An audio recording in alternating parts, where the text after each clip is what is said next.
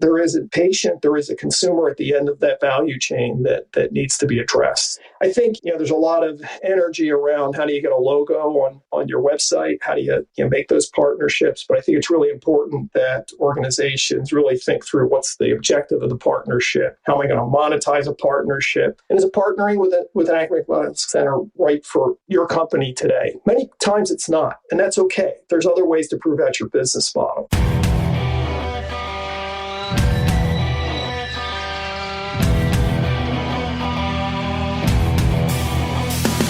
Try to fix the current system or reimagine something new? Will healthcare ever serve consumers just like me and you? The power's in our hands, but every side's gotta come together. We want the newer generations to get something better. Until we flip the script and talk about what gets prevented. Until we see the changes permanent as if we meant it. Until healthcare is finally consumer-centered. We've got a lot to rap about. Welcome back to the leading podcast about consumer-centered health. This is more than a show. This is a mission, y'all. As builders and operators, we're here to share with you the latest consumer-centered ways that healthcare is being designed, marketed, and delivered. And as consumers yourselves, we want you to understand how these options work and why they might be right for you and your loved ones. Here's what's going down today. First up, we have the Flava of the week about Rock Health's newly minted research on consumers' use of AI chatbots. How quickly are health-related AI searches growing, and what actions tend to come next? I'll talk about that. Then Frank McGillin returns to share key lessons for digital health founders as they partner with academic medical centers, all curated from his time leading the Clinic by Cleveland Clinic. I'm Jared Johnson. Let's get it.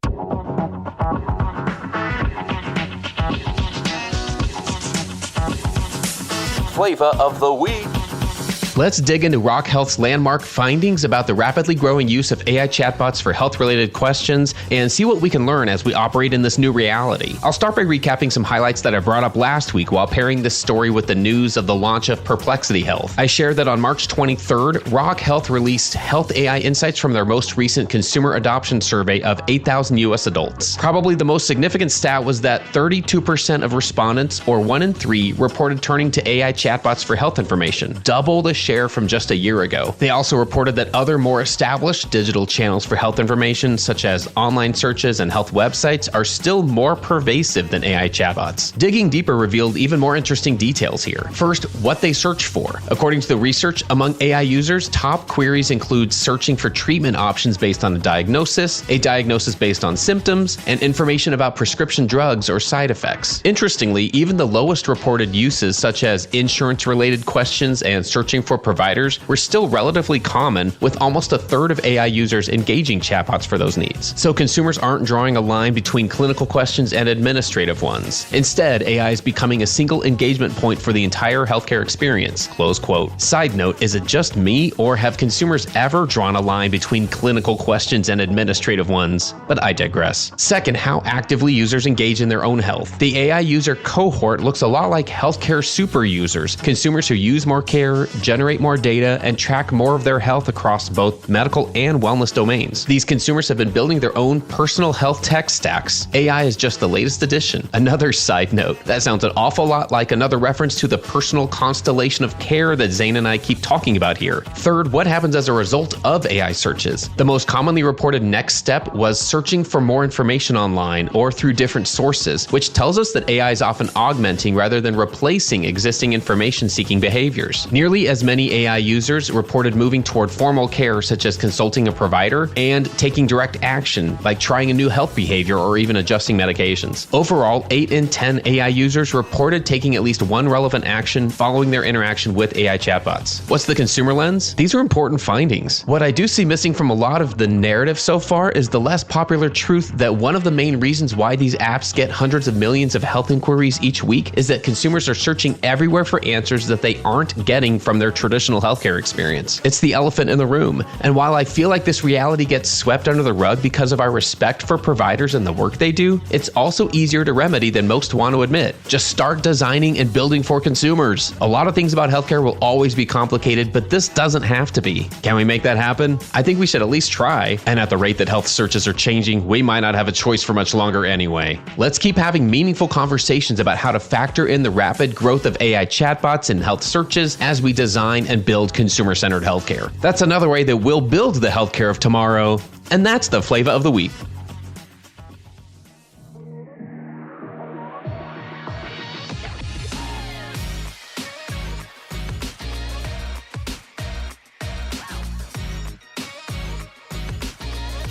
All right, everyone, let's get into the flow. Frank McGillin's back with me. The last time we chatted, we had a great conversation about everything from, I feel like, second opinions to just the overall state of consumer health. And so much has happened since the last time we chatted, Frank, that I'm really excited to dive in with you today. Welcome back to the Healthcare Wrap. Jared, thanks for having me. Good to see you again. Let's start right there. Let's give people an update on where you are these days and kind of what you've been working on lately. So I left the clinic at the end of 2025, and I've really shifted gears since then. My focus is all about helping companies, healthcare and health tech companies, launch and scale, doing it through both advisory as well as through helping on their boards.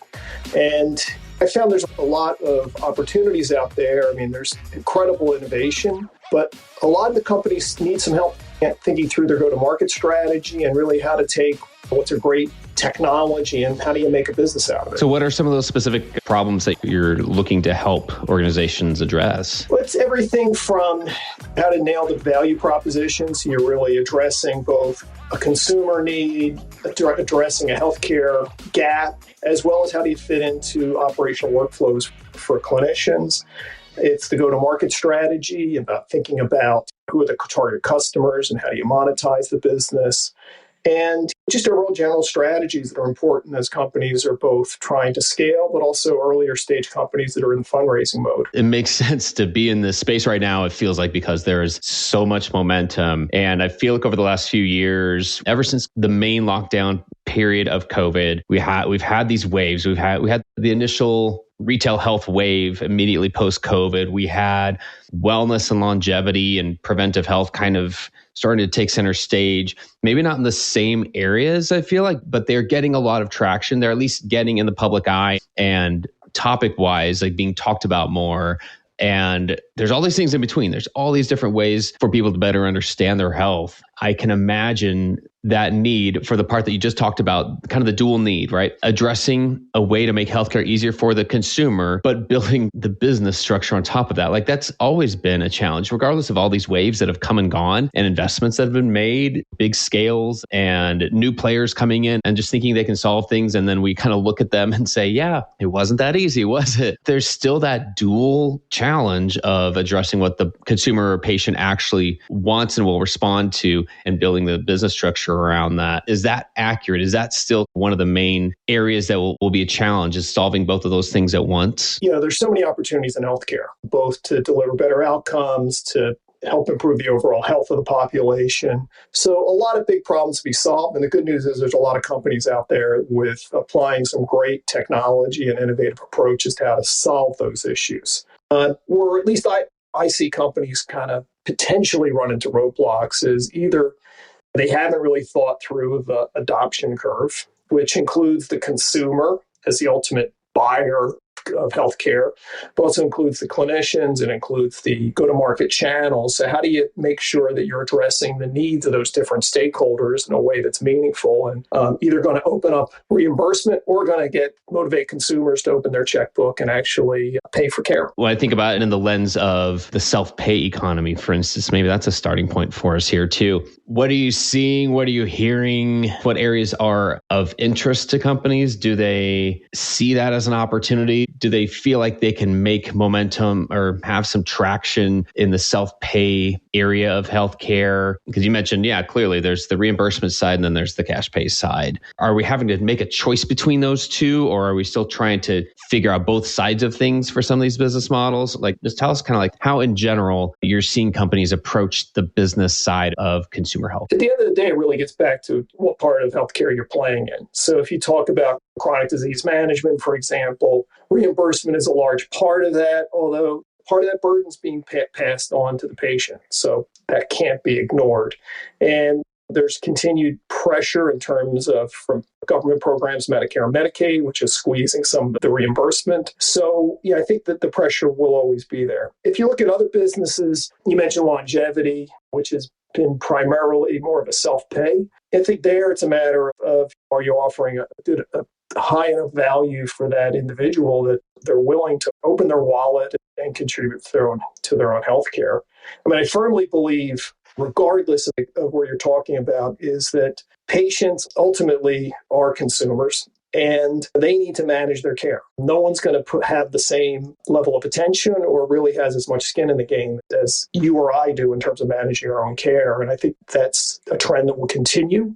And as we make it easier for individuals to unlock information, as we make it easier for them to manage their own care, that trend will just continue. Yeah, one of the things I hear frequently from the health system point of view, hospitals and health systems and providers, as they generally recognize the trend that is happening towards consumer-led care, that not every aspect, broad statement, not every aspect of the health system insurance-based approach to healthcare serves everyone's needs and serves them in a way that the consumers are okay with. Safe to say that, right? Yeah. It wasn't designed to. So there are always areas of somebody's care, their day-to-day wellness approaches, or something that they're looking into themselves from a preventive standpoint. Yeah, those things weren't necessarily designed to fit within the current reimbursement model for the most part. But then you do see health systems who recognize the need and say, like, if we really do want to meet our mission, we do want to help people live better, have a better quality of life. So at the core, there's always been like a little bit of cognitive dissonance, I feel like, in the discussions that I've heard and been a part of, where there's a recognition that, yes, here's the things that the medical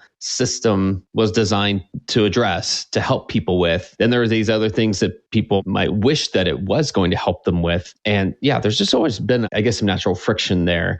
And I feel like health systems are at least asking those questions more broadly and saying, okay, these preventive things would be really cool if we really do want to make a consumer's life easier. There are some benefits to us as the organization to kind of stay in a consumer's life or stay in their thoughts a little bit more. A lot of times that has fallen on the marketing side to say, like, hey, just market to them better. Just market to them more frequently, market to them with better messaging or more targeted messaging. And I would say to varying levels of success there, right? What's your take on just the general approach for health systems that do want to stay more engaged with consumers and see the need for it, but aren't sure where to start? You're talking about the balance between mission as well as business. And most hospital systems are very mission driven. It is about improving care. It's about improving the lives of the populations they serve. And I think that's true for every hospital system out there, maybe a few exceptions. Then you get the business, and the hospitals are running on thin margins.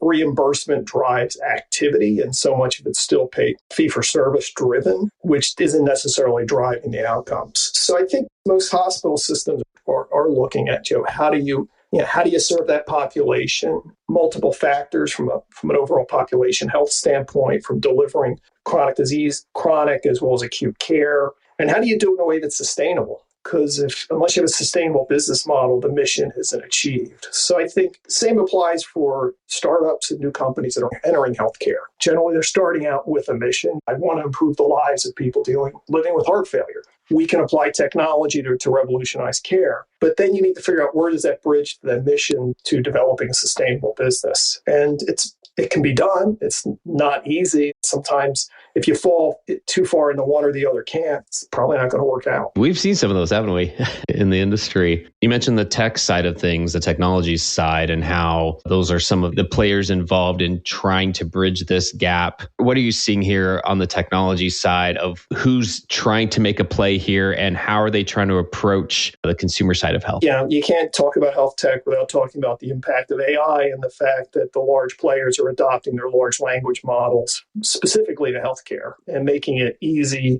for a patient to upload their medical records and get a virtual second opinion without ever talking to a doctor. And could be many times it's a high quality, accurate, and good assessment of that person's condition. So I think the availability of these kind of tools really puts more power into that consumer's hands to quickly try to understand their health conditions, help understand what are their options, help understand, is this thinking about a treatment plan, or do the benefits outweigh the downsides? So I think that's probably the most fundamental shift. Now, the question with AI is, again, like from a business model, how sustainable is it? You look at the cost to deliver it. Most people today are not paying to use any of the major AI bots. The question is, how do you continue to deliver that in the long term? But I think that the reality of how that fundamentally is impacting the way consumers think about their health. I think we're just starting to see the beginnings of that. I think we're early innings here still. And I think the ability to learn how to experiment, to prototype, to pilot things here is more important than ever. And that does mean there has to be an openness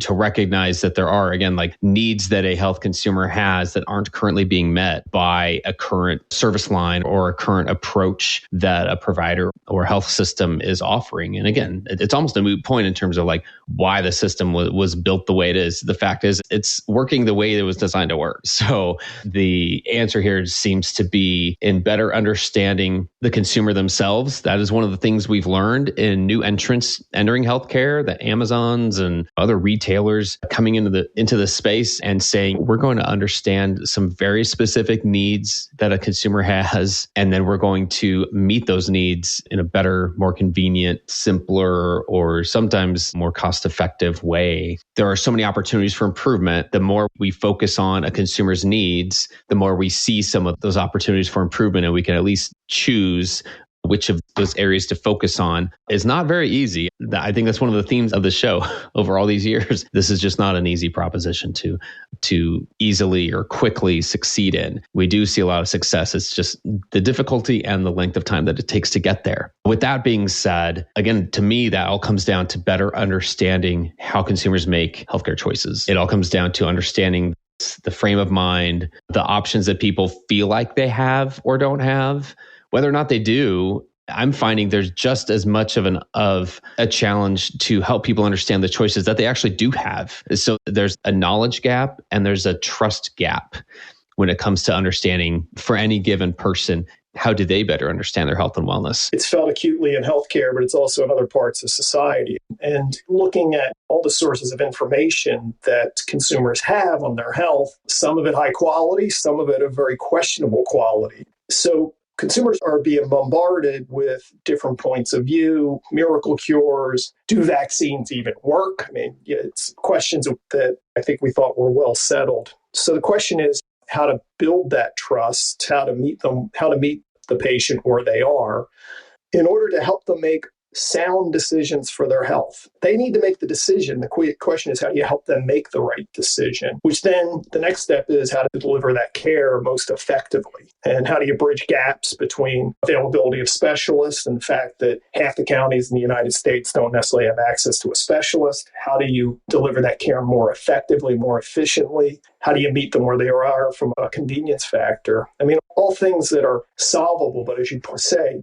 they're not easy challenges to fix. I totally agree. And I think that is the thing that if we can spend more time focusing on being real about having conversations, bringing the right people to the table, that's our key to success here, is to spend more time focusing on it, if anything. Before I forget, I did want to bring up an article that you recently published on LinkedIn. It's a playbook for AMCs. The title of it was AMC Partnership Playbook, 5 Lessons for Founders. Really enjoyed this article. I'd love to dive in here and kind of hear what was behind it and any of the key points that you want to share with us. After leading the clinic by Cleveland Clinic for the past 5 years, I thought it was important both to capture what some of the lessons are that other people can deal with. The clinic was a joint venture between Cleveland Clinic and Amwell with the mission of how to use Amwell's technology to expand the reach and care for more individuals around the world who are facing complex medical conditions. So, there were a couple things that I really took away from my time there. And it started with alignment and just how important working with a startup and partnering with an academic medical center, how starting with alignment on goals and vision, but also just alignment on how decisions are made. Typical academic medical centers are complex organizations. They've got multiple stakeholders. So a lot of people have opinions about a new program. A lot of people may want to feel they have a vote, but at the end of the day, how do decisions get made? And how do you really understand that as part of your path forward? Also talked a little bit about, and we were chatting about this earlier, is what's your value proposition? Why should they care? And what are you doing from driving better outcomes for that patient? How are you engaging the patient? What's in it for helping that hospital system? Like, what's that one measure that's really most important to them? Talked a bit about relationships and how it's a complex organization and a very dynamic organization that really understanding and building relationships with the key stakeholders is critical. And that includes leveraging physician stakeholders who actually can work within the system. And then the final lesson I really wanted to talk about was about the area of integration and how so many projects within hospital systems die a slow death because they just don't fit into the current workflows. And we saw that with the legacy second opinion program at Cleveland Clinic, just never really got momentum because it was separate from the physician workflows. And one of the key things we did was about digitizing and working into the current physician health flows to make it easy for them to actually help patients. So I try to capture some things that will help folks who are considering a partnership with an academic medical center, some of the lessons I learned over the past 5 years to hopefully help people can build on those lessons. Well, we'll link to that in the show notes too, so folks can have a chance to check that out. But yeah, I found it really valuable to hear those lessons, especially the recognition of the challenge in making this work. And at the end of the day, the value to everyone involved when it is able to work, when we're able to see success from these types of partnerships. So Frank, we've covered a lot of ground here today, but I wondered if there's anything we haven't touched on yet that you'd love to wrap us up on here as your final word, anything we have or haven't really brought up yet. Not losing sight of that there is a patient, there is a consumer at the end of that value chain that needs to be addressed, that we're trying to solve some of the big plays in healthcare that starting with the consumer is critical. I think partnerships, startups, there's a lot of energy around how do you get a logo on your website, how do you make those partnerships, but I think it's really important that organizations really think through what's the objective of the partnership,